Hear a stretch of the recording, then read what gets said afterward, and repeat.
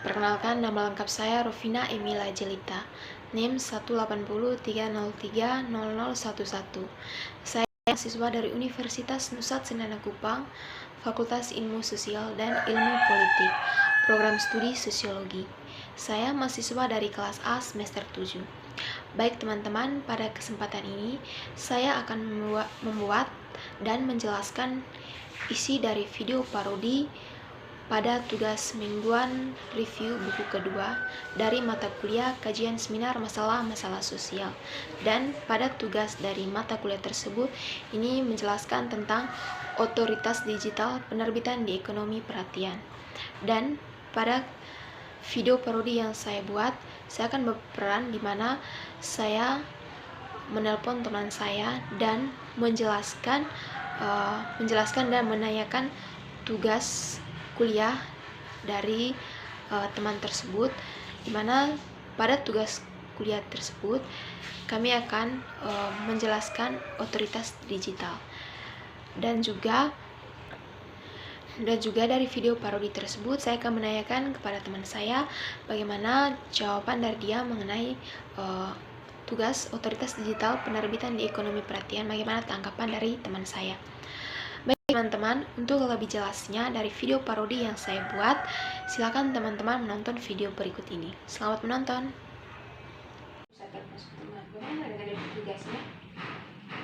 Halo? Halo Nis? Ya, lihat kau buat apa? Apa? Oh, kau punya sudah selesai tugas itu kak? Tentang apa ini kak? Ekonomi digital itu yang itu dia punya pembahasannya kak, lebih mengarah ke apa itu? Buku kedua itu penulisan digital penerbitan ekonomi di ekonomi perhatian. Kau punya sudah kak? Ini saya punya kak, memang sudah tuh. Terus ini saya punya ini kak, tapi yang lebih mengarah pada pengertian ekonomi digital dan contohnya. Kau punya bagaimana ya? Ini kak, saya punya itu kak, saya punya lebih jelas itu ekonomi digital itu seperti apa. Saya punya kak, ini kalau saya punya di penjelasan ekonomi digital itu, di sini saya punya tulis begini sa. Ekonomi digital itu segala bentuk aktivitas ekonomi yang memanfaatkan bantuan teknologi informasi dan komunikasi. Terus hal ini termasuk kepada transaksi jual beli, marketing dan lainnya yang dapat mempengaruhi perekonomian. Kau punya bagaimana pengertiannya? Iya, saya punya ini ada cari di buku tuh sama tambahan dari internet. Iya, yang di saya punya ada tambahan dari apa nih Wikipedia nih, saya tulis begini ya. Ekonomi digital mengacu pada ekonomi yang didasarkan pada teknologi komputasi digital. Meskipun kita semakin menganggap ini sebagai menjalankan bisnis melalui pasar berbasis internet dan World Wide Web. Kau punya? Ya begitu. Terus yang di ini ya kak, di sapnya ada jelas 5 tantangan digital ekonomi di Indonesia. Ya saya ambil yang itu tuh. Kan ini ada dia punya 5 tantangan tuh. Yang pertama itu ada cyber security. Cyber security ini saya punya jelaskan begini. Itu merupakan sebagai keamanan siber yang masih menjadi tantangan utama di berbagai negara dalam hal perekonomian digital. Begitu pula dengan investasi digital ekonomi di Indonesia. Kemudian ya saya punya tantangan yang kedua nih, saya jelas persaingan yang semakin ketat. Di sini saya jelaskan perekonomian digital juga membawa persaingan pasar semakin ketat, berkembangnya e-commerce seolah menjadi keren, masuknya produk-produk dari negara lain ke Indonesia dengan mudah. Akibatnya produk-produk lokal pun jika tidak berkembang akan tergerus oleh produk dari negara lain yang cenderung dijual dengan harga terjangkau. Kemudian ada yang ketiga saya punya pembangunan sumber daya manusia. Iya tuh ada penjelasan tapi terlalu panjang. Kemudian ada ketersediaan akses internet yang mumpuni. Kemudian regulasi yang belum mengikuti perkembangan zaman. Kau punya bagaimana ya? Iya terus. Yang di apanya saya punya itu ada berapa contoh saya ambil itu. Di situ Kak, tunggu ya, secara dulu saya ketik ini Kak. Saya jelaskan dengan dia punya contoh ya, itu kan dia punya kan di dia punya judul itu ada ekonomi perhatian gitu. Nah, terus saya bahas tentang sesuai dengan isi bukunya juga tulis ada tentang bahas tentang apa ini, apa ya, sabar ya, dia punya kan di sini ada tentang ikhtisar penerbitan mandiri juga tuh dia jelas begitu. Terus latar belakang penerbitan sendiri saya ambil sedikit saja itunya. Terus penerbitan mandiri 2007 sampai sekarang itu kan bahas tentang komputer, bahas tentang apa ini, tentang komputer yang muncul sebagai teknologi revolusioner signifikan. Iya, saya punya kejelasan yang itu sudah. Kemudian ada ini apa ya, dia ada beberapa hal juga ini selain di penerbitan ini, kesuksesan penerbitan ini saya ambil sedikit saja itu ya.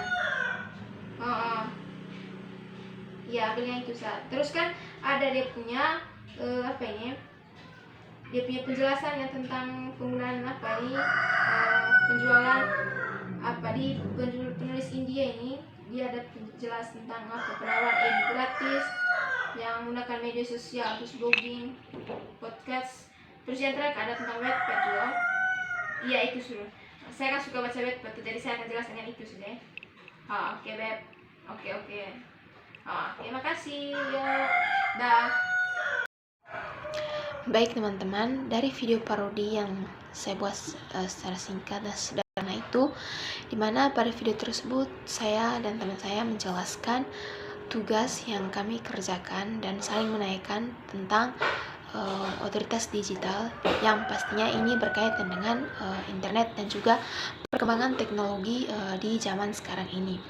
Dan teman-teman mungkin sudah tahu bahwa apa yang dimaksud dengan otoritas digital ini. Namun terlebih dahulu kita mesti tahu apa itu otoritas. Dan teman-teman semuanya, saya menjelaskan ini agar lebih paham dari isi video parodi yang saya buat.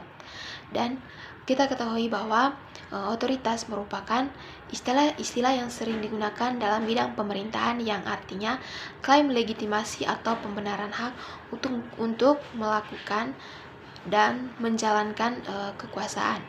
Dan di sini pada buku yang telah saya review ini otoritas dikaitkan dengan digital dan juga ekonomi. Otomatis di sini berkaitan dengan teknologi atau internet. Teman-teman semuanya, bahwa otoritas digital ini merupakan sesuatu yang berkaitan dengan teknologi. Dan pada era digital sekarang ini, segala aktivitas masyarakat tidak terlepas dari penggunaan teknologi. Hampir di semua sektor telah memanfaatkan perkembangan teknologi untuk melakukan inovasi, tidak terkecuali pada sektor keuangan maupun yang berkaitan di sini adalah hal ekonomi. Karena sesuai dengan isi buku tersebut bahwa ini ada kaitannya dengan ekonomi.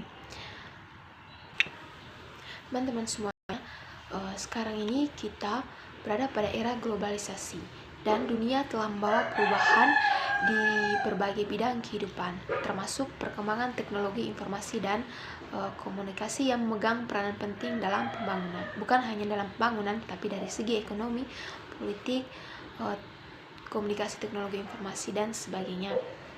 Lalu sebagai makhluk sosial, setiap manusia memerlukan informasi sebagai salah satu pemenuhan kebutuhan hidupnya.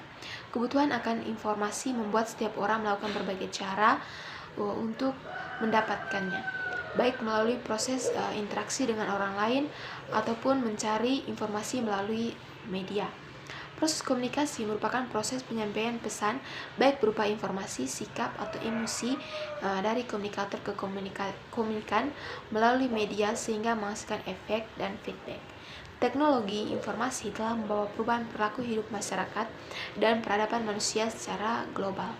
Perkembangan teknologi informasi telah menyebabkan dunia menjadi tanpa batas dan menyebabkan perubahan sosial secara signifikan berlangsung dengan cepat. Salah satu bidang yang terkena dampak terbesar dari perkembangan teknologi adalah bidang ekonomi. Karena globalisasi telah merubah sistem ekonomi konvensional menjadi sistem ekonomi digital. Dengan adanya sistem ekonomi digital, masyarakat yang menekuni dunia usaha dapat melakukan transaksi melalui internet karena lebih menawarkan kemudahan, kecepatan, dan efisiensi karena teknologi komunikasi dapat memenuhi kebutuhan informasi tanpa harus bertatap muka, tapi dapat melalui media. Salah satunya dengan media elektronik, yaitu internet. Internet sebagai suatu media informasi dari komunikasi elektronik telah banyak dimanfaatkan untuk berbagai kegiatan, antara lainnya untuk menjelajah, browsing, surfing, mencari data dan berita, saling mengirim pesan melalui email, dan juga perdagangan. Kegiatan perdagangan yang dilakukan di dalam internet kini makin marak di masyarakat dan merubah pola pikir masyarakat tentang pembentukan usaha. Masyarakat kini tidak perlu membuat usaha dalam bentuk toko real atau nyata, sebab dapat membuat toko online atau online store yang tidak dapat mengeluarkan banyak biaya. Hal ini tentu memberikan dampak yang baik bagi pola hidup manusia, termasuk diantaranya pola interaksi dalam perdagangan atau jual beli yang berkaitan dengan transaksi bisnis. Nah, internet saat ini banyak digunakan para pemasar untuk menawarkan atau menjual produk atau jasa pada bisnis mereka. Sementara itu, manfaat yang diperoleh konsumen dengan adanya internet adalah membantu konsumen untuk mengetahui berbagai macam produk atau jasa yang ditawarkan atau dibutuhkannya. Selain contoh tersebut, seperti yang saya buat dalam video parodi, di mana saya dan teman saya saling menelpon untuk menjelaskan tugas yang kami kerjakan. Di situ kami saling menanyakan bagaimana pendapat dari teman saya tentang tugas tersebut. Walaupun di sini kami tidak menjelaskan tentang usaha kami atau bisnis, tetapi di video itu kami menjelaskan tugas kami masing-masing yang berkaitan dengan ekonomi digital. Menanyakan pendapat dari teman saya, bagaimana pendapat dia mengenai pengertian ekonomi digital, begitupun dengan saya sebaliknya.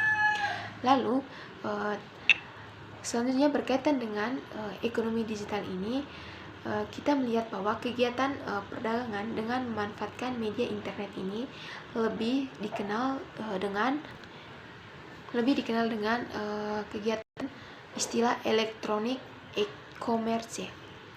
E-commerce telah membawa peranan penting bagi tumbuh berkembangnya perekonomian nasional dan internasional dengan menciptakan layanan yang berbeda dari toko biasa dan dapat dipercaya oleh konsumen. Indonesia kini terus mengikuti perkembangan tren dan mode dunia, serta ikut menjadi salah satu acuan tren fashion dunia di era ini, telah menyebabkan bertambahnya jumlah toko online fashion di Indonesia yang makin gencar.